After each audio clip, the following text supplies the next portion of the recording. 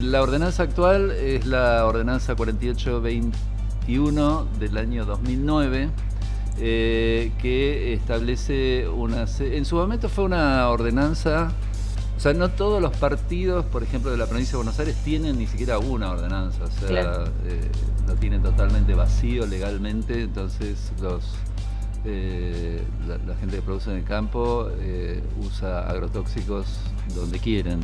Y 9 de julio, dentro de todo, ha tenido esta ordenanza desde el año 2009 que protege, por ejemplo, el tema de que no puede haber depósitos de agrotóxicos en las ciudades o en los pueblos, no pueden circular mosquitos fumigadores dentro de la ciudad y de los pueblos. Hay una serie de cosas que también tienen...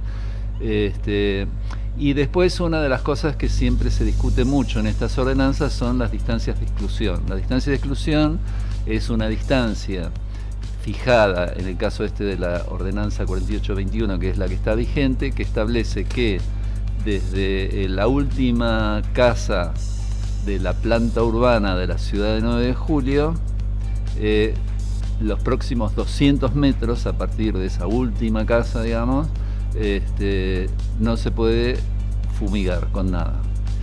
200 metros y por fumigación terrestre y 2000 metros de fumigación aérea.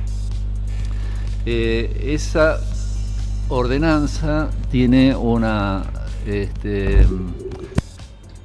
falla, digamos, de origen, de que nos da la protección de 200 metros a los que vivimos en la ciudad de 9 de julio, pero no a los pueblos del partido. O sea, si vos vivís en Dudignac, en French, en La Niña, se puede fumigar a 0 metros de la ciudad, y de hecho es lo que se hace.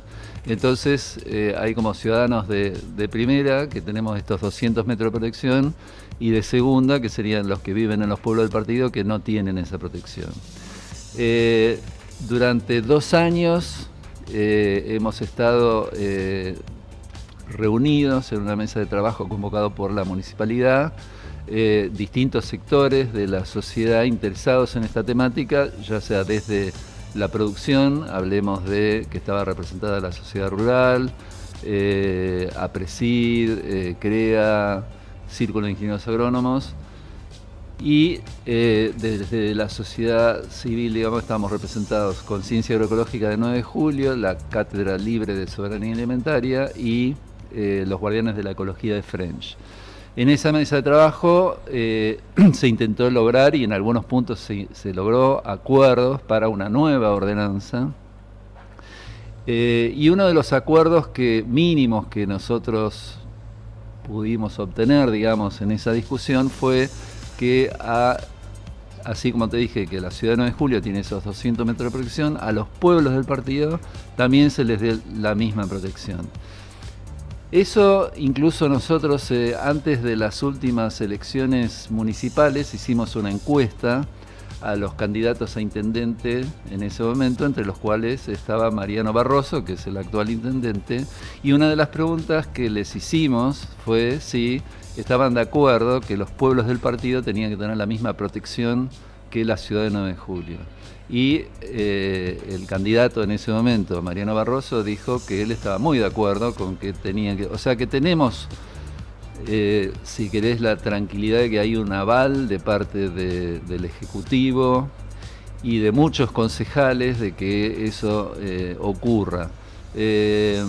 Nosotros, nuestra agrupación, Caliza, los Guardianes de la Ecología, o sea, los que estamos en estos grupos de lucha en defensa del ambiente, parece como una cosa media abstracta, ¿no? Vos decís, el ambiente, qué sé yo, será el aire, será un poco la tierra, pero somos nosotros, o sea, y cómo afecta la salud de la población, cómo afecta la biodiversidad, la salud de la tierra. Hoy decías, es el día de la Pachamama. Entonces nosotros proponemos, somos Conciencia Agroecológica, y nuestro objetivo es que se cambie el modelo de producción actual de uso intensivo de agrotóxicos, de uso intensivo de fertilizantes químicos, por un modelo agroecológico que está demostrado en la actualidad en la Argentina. Hay más de 100.000 hectáreas ya bajo producción agroecológica, y se demuestra que es un sistema de producción que es viable desde lo ambiental, desde ya, viable desde lo social, porque tiene en cuenta una mayor presencia de personas en el campo, de ciudadanos del pueblo volviendo a la tierra, al trabajo en la tierra. No es un volver atrás, es un ir hacia adelante, hacia un nuevo modelo de producción, y es viable económicamente. O sea, la gente que se ha volcado a la agroecología está muy conforme con los rendimientos, muy conforme porque no gastan en insumos. O sea, ahora hay una de las grandes preocupaciones en el campo de que se agarran la cabeza porque dicen, ay, subió el dólar y los insumos, porque claro, los agrotóxicos se importan, los fertilizantes se importan, pero si vos trabajás bajo agroecología, ese problema no lo tenés, no porque no estás usando eso.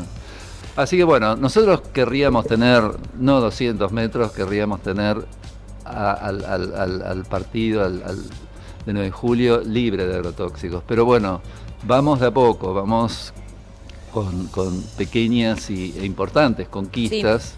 Sí. Así que bueno. Me parecía importante retomar las experiencias de otros partidos de la provincia de Buenos Aires. Digo, hay lugares donde ya el daño es irreversible, el daño en la tierra, el daño en la población, en el agua. Y bueno, por eso es tan necesaria y tan urgente la discusión. Sí, sí.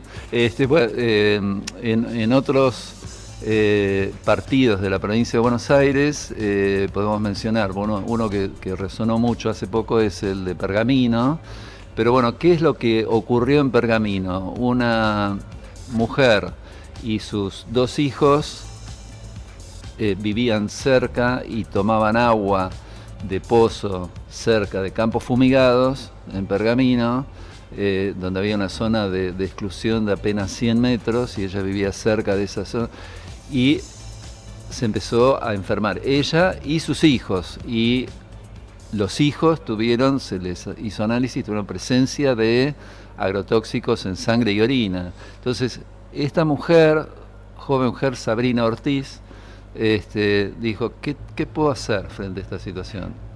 Estudiar abogacía, o sea, se hizo la carrera de abogacía, se recibió de abogada y entabló una demanda. Presentó la demanda. Logró que un juez federal de San Nicolás interviniera y les concediera al partido de Pergamino no 50, 100, sino 1000 metros. Entonces, también es una cuestión de que estas demandas judiciales están empezando a ser escuchadas. Entonces, si hay voluntad, digamos, de parte de sectores de la producción agroindustrial con alto uso de insumos, de seguir avanzando, se van a encontrar con estas demandas judiciales que los van a perjudicar, sin duda, a ellos, pero bueno, nos va a proteger a nosotros, que somos la población que estamos recibiendo esto. Incluso esta cuestión de que deje de haber un ellos y un nosotros, ¿no? Una persona un grupo que contamina y otro que es afectado, porque además... Que además, digamos, las personas que están adentro de esos campos fumigados también lo sufren.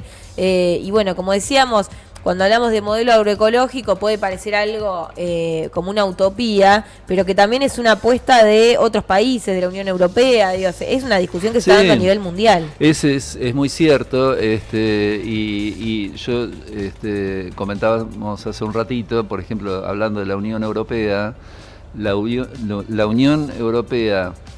en este momento nosotros estamos usando en la Argentina aproximadamente 6 kilogramos de agrotóxicos por hectárea. Es tremendo por año, 6 kilogramos por... En la Unión Europea no llegan a 1 kilogramo. O sea, y ese 1 kilogramo ellos para el año 2030 lo quieren reducir a la mitad. Y la tierra agropecuaria quieren que para el 2030 el 25% esté dedicado a la agroecología. Entonces, ¿qué va a ocurrir a partir del 2030 para los productores o para la Argentina? Cuando querramos exportar trigo transgénico contaminado con glufosinato de amonio, o querramos exportar soja contaminado con glifosato y otros agrotóxicos, van a decir, no, nosotros ya no aceptamos más esto. O sea, va a haber un cambio forzoso en el modelo de producción, porque los países centrales, China, Estados Unidos, Europa, ya no van a querer más aceptar ese tipo de producción que es la que rige actualmente.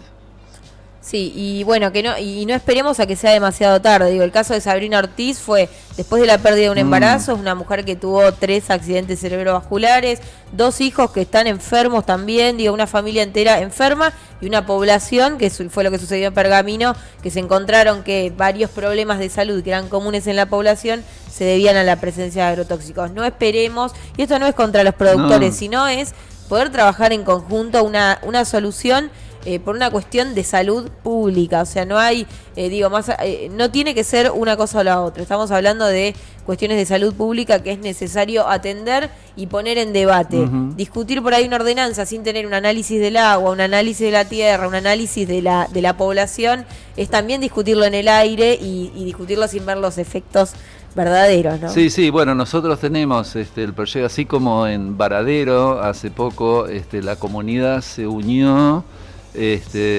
juntaron ellos mismos desde una organización como la nuestra, como Conciencia Agroecológica, los fondos para realizar análisis en alumnos y docentes de una escuela rural, y les dio de que había un 25% de los chicos que estaban con glifosato en análisis de orina.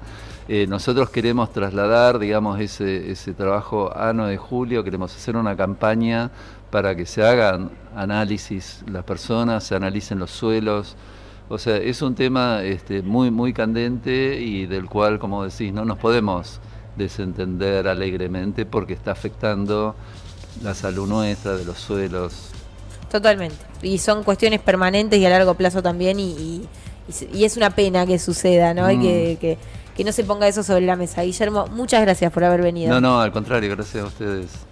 9:02 de la mañana, Facundo Echegorría. Hasta aquí. ¿Qué más podemos hacer por Hasta el mundo? Nada más. Demasiado por este lunes. Sí, nos despedimos hasta mañana a las 7 en este magazine matinal que llamamos Bien de mañana. Adiós.